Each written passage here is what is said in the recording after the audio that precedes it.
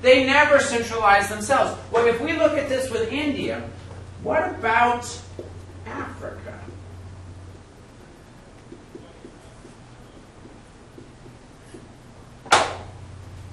We talked about this indirectly when I talked about in the 1880s there was a scramble for Africa. And I made this reference of talking about cultural diffusion. What was the reason why the Europeans went into Africa? I'll do one more picture here. If you look at Africa, kind of here. Okay.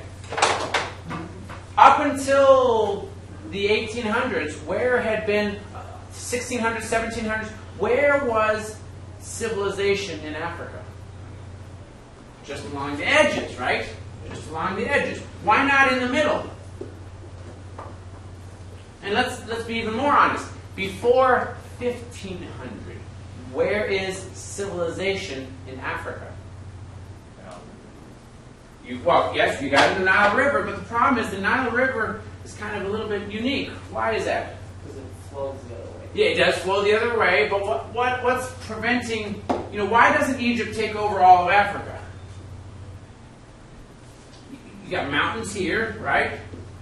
What else do you have that kind of creates a fairly significant barrier to civilization expanding in Africa? The desert. Giant, huge, enormous desert. This is a huge desert. So what we talk about is sub-Sahara Africa. Sub-Sahara. This is the Sahara, right? So below this, Sahara, that becomes a barrier. So even though the Mediterranean on this side has all the cultural diffusion of Greece and Rome, the Greco-Roman world, right? And Europe and all that, Africa is not. So in the 13 to 1400s, particularly in the 1400s, you're beginning to have some civilization in Africa. Where is it going to be? And I don't mean this northern part. Where is your civilization in Africa going to be? That way. No. Right here and here. What's there? Why there? It has to do with trade routes, right? Who is going through and finding the trade routes through the Sahara? We call them the Berbers, right? But in fact, who are the Berbers? Muslims. Oopsie. The Muslim traders. Remember, the Muslims had this whole area up here. They had it all the way to Spain, right? They had it around here up to Turkey, the Ottoman Empire. So that's where their influence was. In fact, wasn't this big, giant block the very reason why we pursued the spice trade? Because who had a monopoly on the trade? Yeah. And so you could not get to India this way. Now, of course, the spice trade, remember, the spice road wasn't a direct road, but the Muslims, by this time, were clearly going from here to India. They were directly going from here, and this is where India is, right here. Okay? They were going straight. And they had kind of a stranglehold on the trade, which is why the Europeans wanted to go around. It's why Columbus went west, because this is blocked. So what we see here is that the Muslims were going even into the Sahara, and so these were the beginning of some civilization. But what civilization is it most reflecting?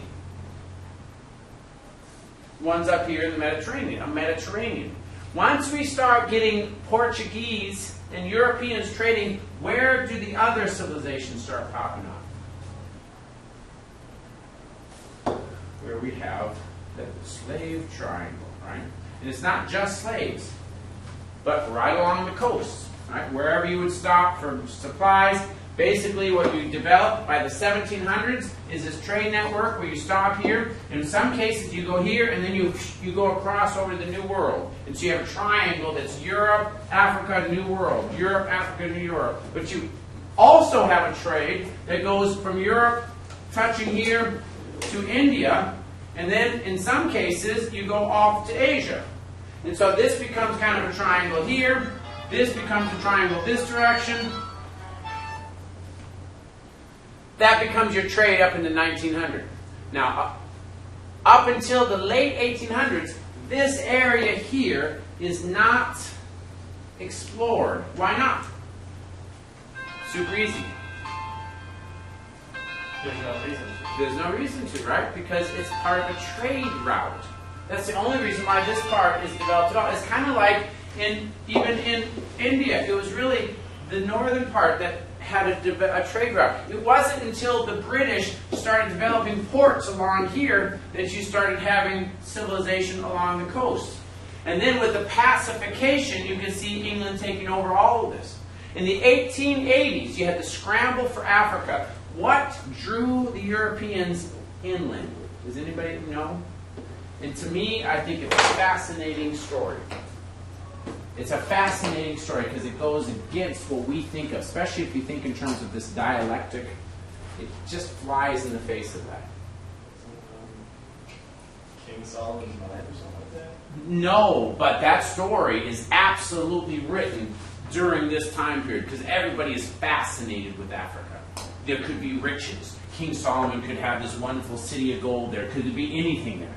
But that's kind of on the outside. So there are the explorers. There are people that just want to explore. Just like in the 1500s, there are people that want to explore. But there's another reason. Does anybody know? Resources? Well, the funny thing is, what does this place look like? What's in here? Now, there's natural resources like you've got savannas, you've got the big safaris, the beautiful animals and stuff all around here. You also have them over around here. What about this area? What's in here? Yeah, huge, thick jungles. You can't get a lot out of there. In fact, you can't really get a lot out of here unless you've developed it a little bit. And I'm going to explain this just a little bit. Remember, when we were talking even 1500s, you don't have companies going out to try to explore Central and South America. Who goes out first? Who's the very first people to go out there? Two groups of people. One of them is super easy, Columbus types, Cabal types, John Cabot types. Who are these people? Magellan types. Who am I talking about? Explorers. Okay, the very first people are explorers. Well, we kind of know out here, so you're going to have explorers coming in here, but then who's the second people that went out to the New World? The people who wanted to spread religion. That's exactly it, missionaries. Okay, so who is coming into Africa? Missionaries. And why are they deciding to going into Africa? Aside from the fact that they want to spread the faith, that is one reason, but there's another reason that's even bigger. And it's just not going to come Isn't that where the Garden of Eden is? No, that's going to be up here in Mesopotamia, between the two rivers, Tigris and Euphrates. You're not going to get this. You have to read my mind, or you have to really be good. But you guys all know. Slavery. Remember, what happens around 1800s to slavery? Did the Europeans invent slavery? You guys remember this, right? Where did slavery come from? When did slavery start? It wasn't Africa. Slavery began, before history, right? Before history, one band takes over another. They either kill them all, or they enslave them. It's not something the Europeans started. In fact, Europe was odd because it was Christian. It did not have any more slavery in its neighborhood. Now, during the 1600s and the 1700s, because there was slavery in Africa, the Africans were selling slaves. The Africans were selling slaves. In fact, many of these countries, Ghana, for example, were basically started as like slave trading depots. They were able to consolidate into a country because they would go out into their area and they would just take over all the neighbors.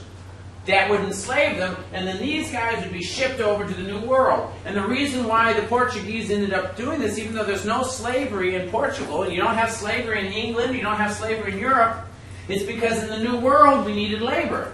And so it was just transporting the labor from Africa over to the New World. Okay, but the thing is, did the Europeans ever like slavery? For 1,000 years during the Middle Ages, they had no slavery. Now, the Muslims didn't have a problem with slavery, and so they had slave trade, a mild slave trade around here, but not in Europe. Why am I telling you this? If the missionaries are going in there, what do they want to stop? See, by 1850, there was a rule that nobody could have slaves. The British, because they're the kings of the oceans, would actually hunt out and try to find trade vessels. And if they found them, they would take the ship. which is where you get these terrible stories of slavers. When they saw the British ship coming up, they would take all the slaves and throw them in the ocean because they didn't want to be caught, because they would be either imprisoned or killed or arrested or whatever, because it was a crime, which of course throwing into the ocean is a way worse crime. The point is, though, that the Europeans were trying to stop slavery. By the time you get in the 1870s, who's one of the only countries or continents that's still practicing slavery fairly regularly? Africa.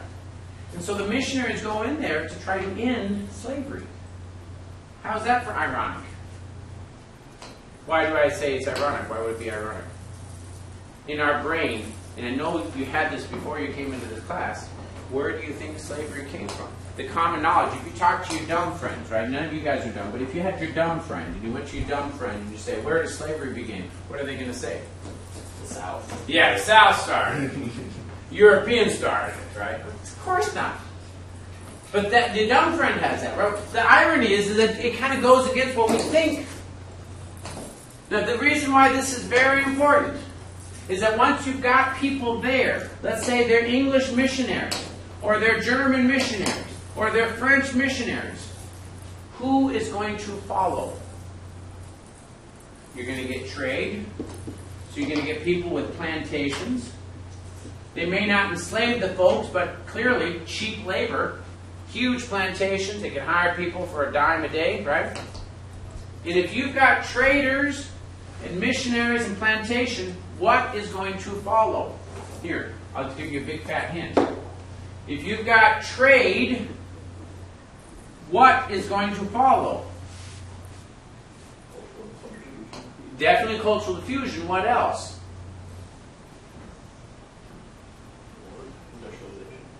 Not. You don't want industry. Remember, for the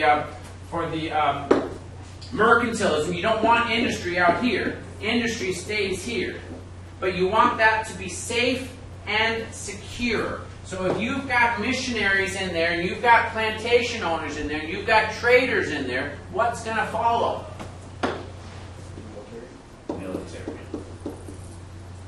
Okay? They don't go in there first.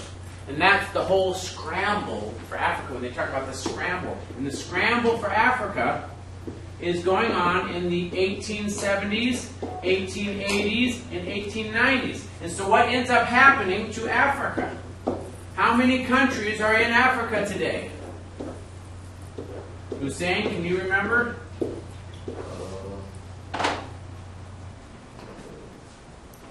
A lot. 50, right? More than 50, I think so, yeah. So where did those come from? Very, very, very important you get this point. Did they come up because the natives created countries? No. They came up because the military came in, and just like India, you had, even though England did this pacification, other countries just followed the model. You have the local European government. And then what else do you have? I'm sorry, not the local. You have the European government, and then you have the local government, made with locals. So who is always on top? The Europeans. But are they training the locals? Yes and no. Yes and no. Yes, they are. The whole idea of a state is coming from who?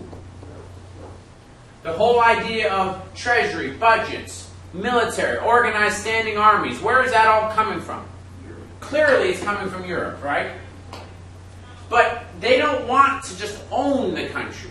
A colony is going to have the colonial governor, and who's going to be the local police officer? Who's going to take care of local matters? Who's going to have local customs? Who's going to be in charge of that?